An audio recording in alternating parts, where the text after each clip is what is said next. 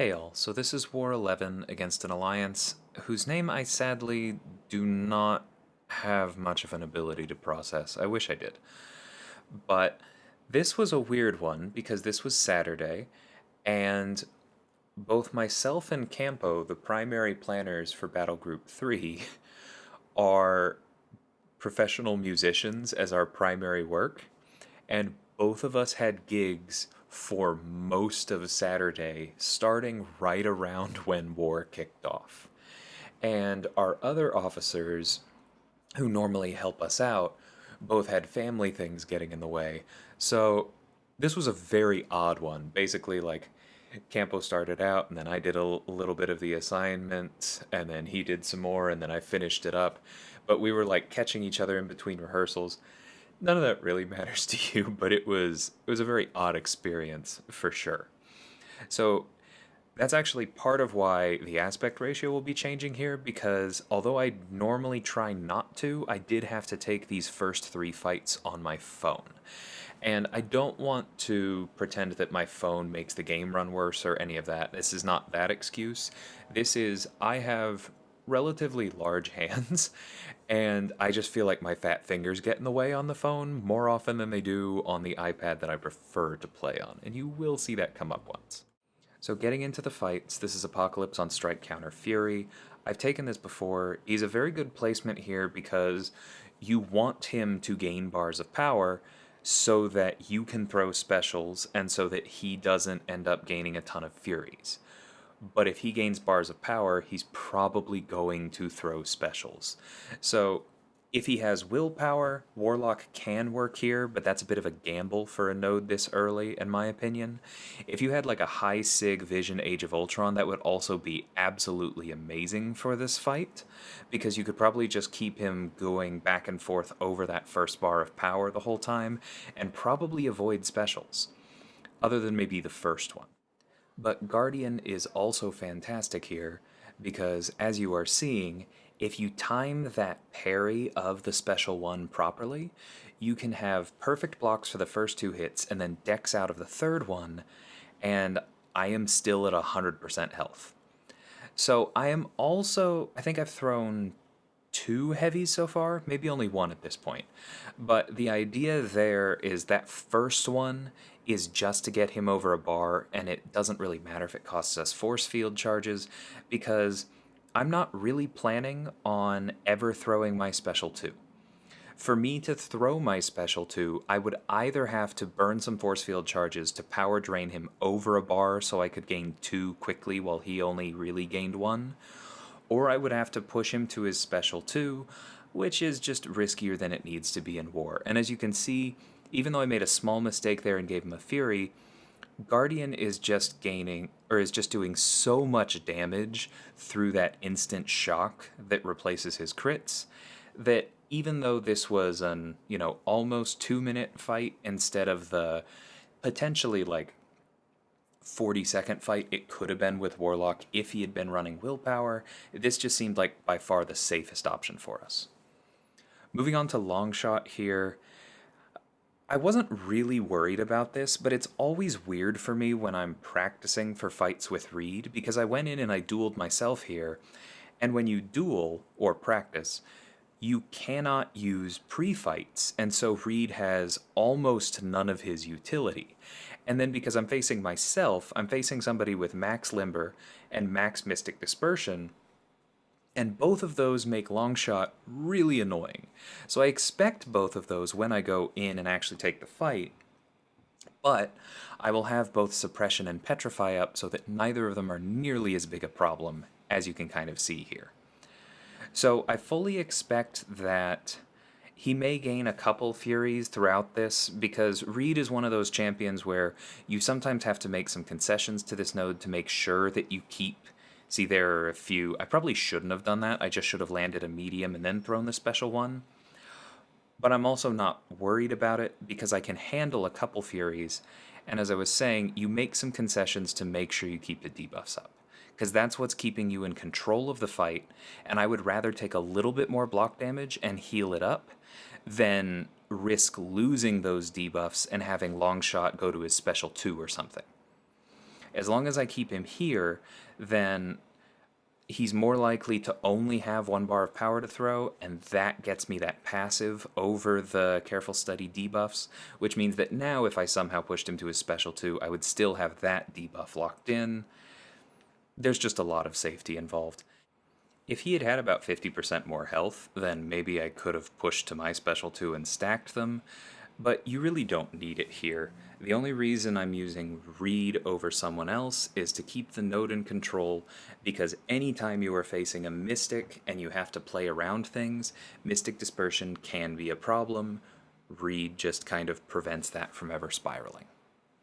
So I've taken this Hulk many times, and I could have with Killmonger, but when we were planning, just given how many other things that I needed to focus on today, I ended up actually assigning that to a Doom, which may seem kind of odd because that's a class disadvantage, but we have a really great player with a rank 4 Doom, and since what you really want to do to iHulk is just kill him with damage over time, all of that shock and then those huge incinerates, all the while profiting from Mystic Dispersion because the node has armor, fantastic.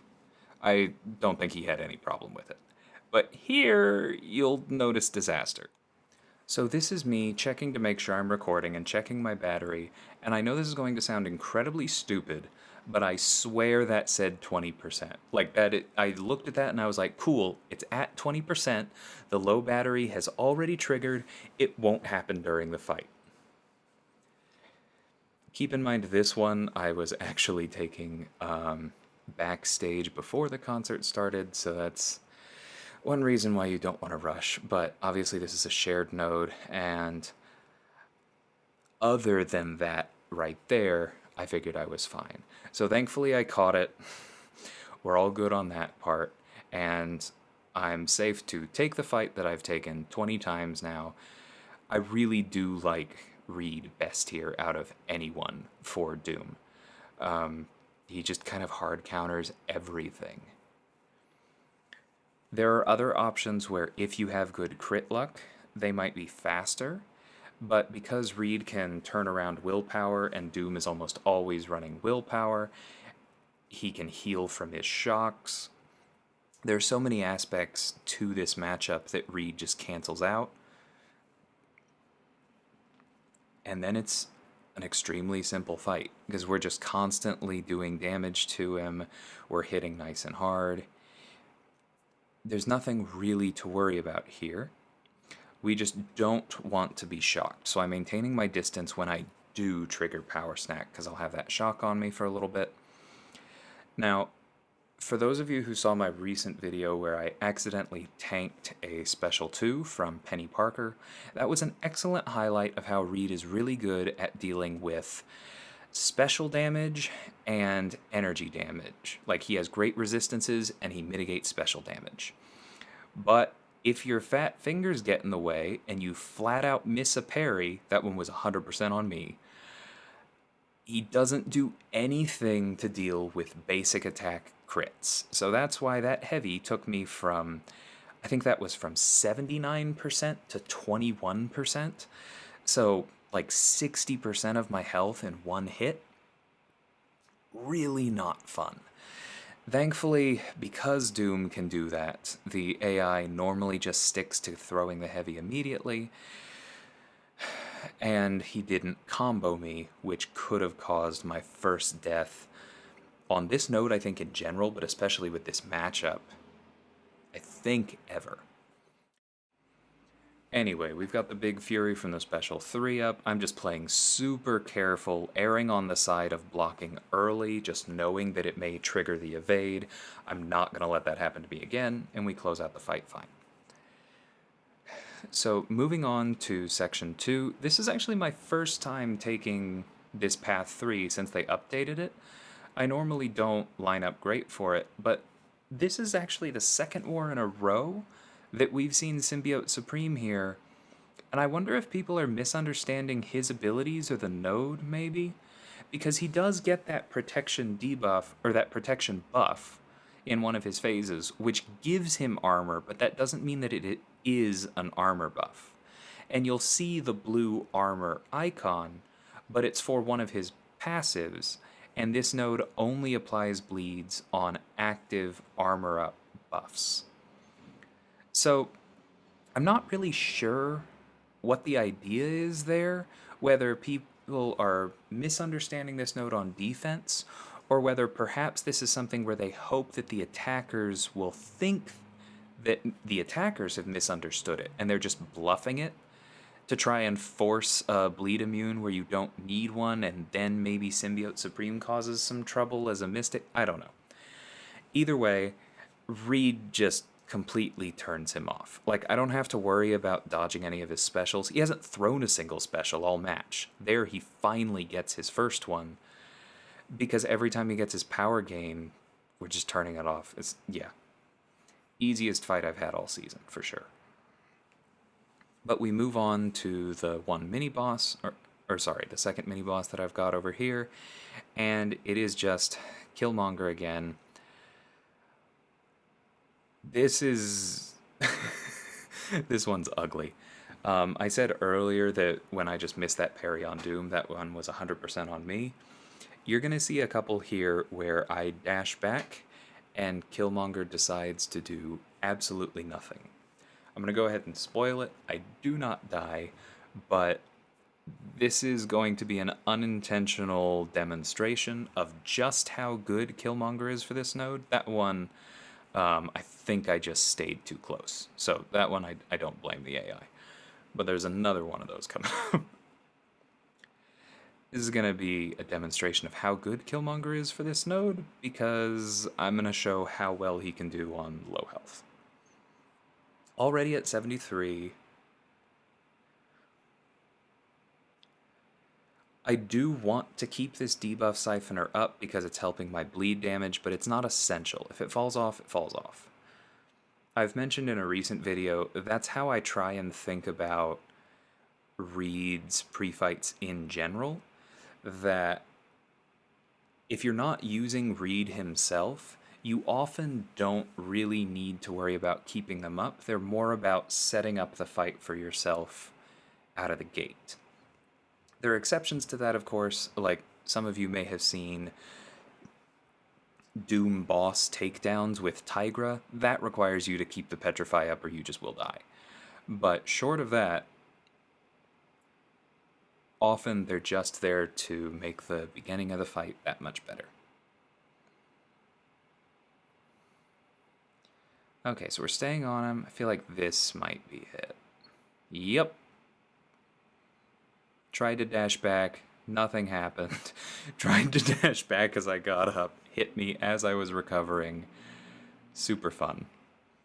So right here you're actually getting a pretty good demonstration of why sometimes on this node it's better to take extra block damage by using counterpunch on simple blocks instead of well-timed blocks, because that means that if something goes wrong in the future, you still have full parry stuns to take advantage of. You're not just needlessly cutting down on that duration because of limber.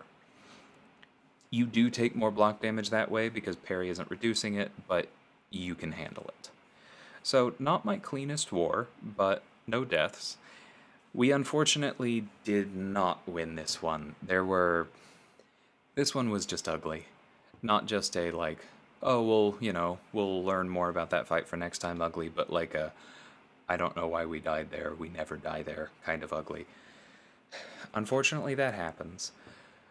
And that probably seals us in Platinum 1. But we're still going to try and win this last war for the same reason that I've been talking about in previous seasons, that where you start out in war rating at the beginning of a season really matters right now. If you get an unlucky match out of the gate and you get clobbered your first war back, you do not want to be dropped into tier 2, because that can throw off your whole season. The fact that we had this string of losses and we're still in contention is itself a testament to the fact that we had worked so hard to be as high up in tier 1 as we were starting off this season. So, kind of unfortunate. It looks like we'll be missing out on that trickle of rank 4 materials again, but we'll set ourselves up and do better next time. Hope you guys enjoyed this one. I'll catch y'all later. Take care.